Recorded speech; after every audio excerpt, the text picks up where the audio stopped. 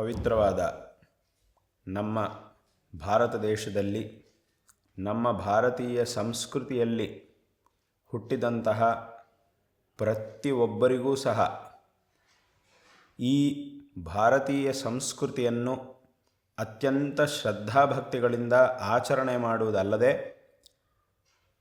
ಈ ಸಂಸ್ಕೃತಿಯ ಜ್ಞಾನವನ್ನು, ಇದರ ಮಹತ್ವವನ್ನು ನಮ್ಮ ಮುಂದಿನ ಪೀಳಿಗೆಗೂ ಸಹ ಚೆನ್ನಾಗಿ ಗೊತ್ತಾಗುವಂತೆ ಮಾಡಿ, ಅವರ ಕೈಯಲ್ಲೂ ಸಹ ಈ ಆಚರಣೆಯನ್ನು ಮಾಡಿಸಿ ಅವರನ್ನು ಧನ್ಯರಾಗಿಸಬೇಕಾದಂತಹ ಒಂದು ಕರ್ತವ್ಯ ನಮಗೆಲ್ಲರಿಗೂ ಸಹ ಇದೆ. ಈ ಒಂದು ಭಾರತ ದೇಶದಲ್ಲಿ ಒಂದೊಂದು ಪ್ರಾಂತ್ಯದಲ್ಲೂ, ಒಂದೊಂದು ರಾಜ್ಯದಲ್ಲೂ, ಒಂದು ರಾಜ್ಯದೊಳಗೂ ಪುನಃ ಒಂದೊಂದು ಜಿಲ್ಲೆಯಲ್ಲೂ, ಒಂದೊಂದು ಪ್ರಾಂತ್ಯದಲ್ಲೂ ಅನೇಕ ವಿಧವಾದಂತಹ ಸಂಪ್ರದಾಯಗಳು, ಸಮುದಾಯಗಳು, ಆಚರಣೆಗಳು, ಅತ್ಯಂತ ವಿವಿಧವಾದಂತಹ ಆಚರಣೆಗಳು ಇತ್ಯಾದಿಗಳೆಲ್ಲ ಇವೆ.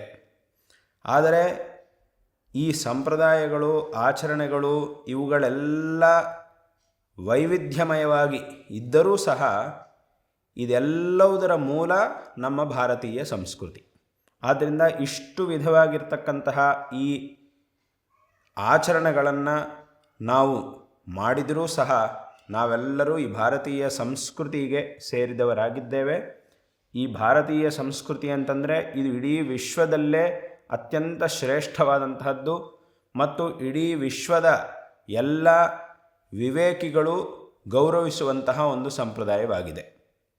ಆದ್ದರಿಂದ ಇಂತಹ ಒಂದು ಶ್ರೇಷ್ಠ ಸಂಸ್ಕೃತಿಯಲ್ಲಿ ಹುಟ್ಟಿದಂತಹ ಪ್ರತಿಯೊಬ್ಬರೂ ಸಹ ಇದನ್ನು ಚೆನ್ನಾಗಿ ಆಚರಣೆ ಮಾಡಿ, ಅಂದರೆ ಈಗ ಹೇಳಿದಂತೆ ಅವರವರ ಪಾರಂಪರಿಕವಾದಂತಹ ಒಂದು ಸಂಪ್ರದಾಯ ಕ್ರಮ ಏನು ಬಂದಿದೆಯೋ ಅದನ್ನು ಹಾಗೇ ಚೆನ್ನಾಗಿ ಆಚರಣೆ ಮಾಡುತ್ತಾ, ಇನ್ನೊಂದರ ಮೇಲೆ ಯಾವುದೇ ವಿಧವಾದಂತಹ ದ್ವೇಷಾದಿ ಭಾವನೆಗಳನ್ನು ಹೊಂದದೆ, ನಮ್ಮ ಒಂದು ಸಂಸ್ಕೃತಿ, ನಮ್ಮ ಒಂದು ಸಂಪ್ರದಾಯವನ್ನು ಆಚರಣೆ ಮಾಡುತ್ತಾ, ಉಳಿದ ಸಂಪ್ರದಾಯಗಳನ್ನು ಆದರಣೆ ಮಾಡುತ್ತಾ, ವಿಶೇಷವಾಗಿ ಈ ಸಂಪ್ರದಾಯಗಳನ್ನು ಆಚರಣೆ ಮಾಡಿ ಈ ಸಂಸ್ಕೃತಿಯ ಮೂಲಕ ಜೀವನವನ್ನು, ಶ್ರೇಷ್ಠವಾದಂತಹ ಜೀವನವನ್ನಾಗಿಸಿಕೊಳ್ಳಬೇಕು. ಇದು ಮೊದಲನೇ ಉದ್ದೇಶವು. ಮತ್ತು ಎರಡನೆಯದು, ಈಗ ಹೇಳಿದಂತೆ ಇದನ್ನು ನಮ್ಮ ಮುಂದಿನ ಪೀಳಿಗೆಗೂ ಸಹ ಚೆನ್ನಾಗಿ ಹೇಳಿಕೊಡಬೇಕಾದಂತಹ ಒಂದು ಅವಶ್ಯಕತೆ ಈಗ ತುಂಬ ಇದೆ. ಈಗಿನ ಕಾಲದಲ್ಲಿ ಪರಿಸ್ಥಿತಿ ಹೇಗಿದೆ ಅಂತಂದರೆ, ಮುಂದಿನ ಪೀಳಿಗೆಗೆ ಹೇಳಿಕೊಡುವುದು ಅತ್ಯಂತ ಅವಶ್ಯಕ, ಹೌದು, ಮಕ್ಕಳಿಗೂ ಹೇಳಿಕೊಡಬೇಕಾದದ್ದು ಅತ್ಯಂತ ಅವಶ್ಯಕ.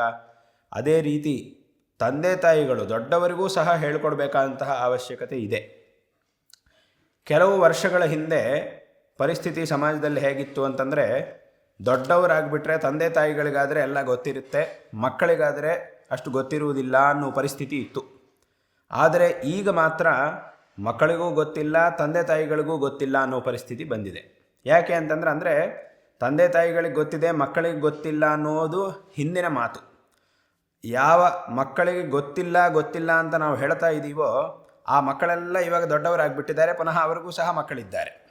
ಅಂದರೆ ಇದರ ಒಂದು ಪರಿಜ್ಞಾನ ಇಲ್ಲದೇನೆ, ಅಷ್ಟು ಇದರ ಪರಿಜ್ಞಾನ ಇಲ್ಲದೇನೆ ಒಂದು ಪೀಳಿಗೆನೇ ಆಗೋಗಿ ಹೊಸ ಪೀಳಿಗೆಯೂ ಸಹ ಬಂದಾಗಿದೆ. ಹಾಗಾಗಿ ಮಕ್ಕಳಿಗೆ ಗೊತ್ತಿಲ್ಲ ಅಂತ ಯಾರ ಬಗ್ಗೆ ಹೇಳ್ತಾ ಇದ್ದೀವೋ ಅವರು ಈಗ ದೊಡ್ಡವರಾಗಿ ಅವರ ಮಕ್ಕಳು ಸಹ ಇವಾಗ ಇರುವುದು ಅನ್ನೋ ಸ್ಥಿತಿಯಲ್ಲಿ ನಾವಿದ್ದೀವಿ. ಅಂದರೆ ಅವರೆಲ್ಲರೂ ಸಹ ಲೌಕಿಕವಾದ ಜೀವನದಲ್ಲಿ ಒಳ್ಳೆಯ ಸ್ಥಾನದಲ್ಲಿ ಇರಬಹುದು, ಚೆನ್ನಾಗಿ ಓದಿರ್ಬೋದು, ಒಳ್ಳೆಯ ಕೆಲಸದಲ್ಲಿರ್ಬೋದು, ಚೆನ್ನಾಗಿ ಸಂಪಾದನೆ ಮಾಡ್ತಾ ಇರ್ಬೋದು, ಅದೆಲ್ಲ ಬೇರೆ ವಿಷಯ. ಆದರೆ ಈ ಒಂದು ಸಂಸ್ಕೃತಿಯ ಬಗ್ಗೆ ಅವರು ಎಷ್ಟು ತಿಳುವಳಿಕೆಯನ್ನು ಹೊಂದಿದ್ದಾರೆ ಮತ್ತು ತಮ್ಮ ಮಕ್ಕಳಿಗೆ ಹೇಳಿಕೊಡುವುದರಲ್ಲಿ ಎಷ್ಟು ಸಮರ್ಥರಾಗಿದ್ದಾರೆ ಅನ್ನುವುದನ್ನು ನಾವು ವಿಚಾರ ಮಾಡಲಿಕ್ಕೆ ಹೋದಾಗ ಸ್ವಲ್ಪ ಚೆನ್ನಾಗಿದೆ ಅನ್ನುವಂತಹ ಉತ್ತರ ಬರುವುದು ಸ್ವಲ್ಪ ಕಷ್ಟವಾಗುತ್ತೆ.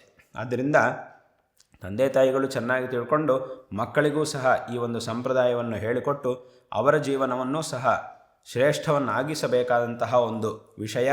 ಎರಡನೇ ವಿಚಾರ, ಎಲ್ಲರೂ ತಮ್ಮ ತಮ್ಮ ಸಂಪ್ರದಾಯಗಳನ್ನು ಚೆನ್ನಾಗಿ ಆಚರಣೆ ಮಾಡಬೇಕಾದದ್ದು ಮೊದಲನೇ ವಿಚಾರವಾದರೆ, ಮಕ್ಕಳಿಗೂ ಸಹ ಇದನ್ನು ಉತ್ತಮವಾದಂತಹ ಈ ಭಾರತೀಯ ಸಂಸ್ಕೃತಿಯನ್ನು ಹೇಳಿಕೊಟ್ಟು ಅವರನ್ನು ಸತ್ಪ್ರಜೆಗಳನ್ನಾಗಿ ಬೆಳೆಸಿ ಅವರದ್ದು ಸಹ ಶ್ರೇಷ್ಠವಾದಂತಹ ಜೀವನವಾಗುವಂತೆ ಮಾಡಬೇಕಾದದ್ದು ಎರಡನೇ ವಿಚಾರ.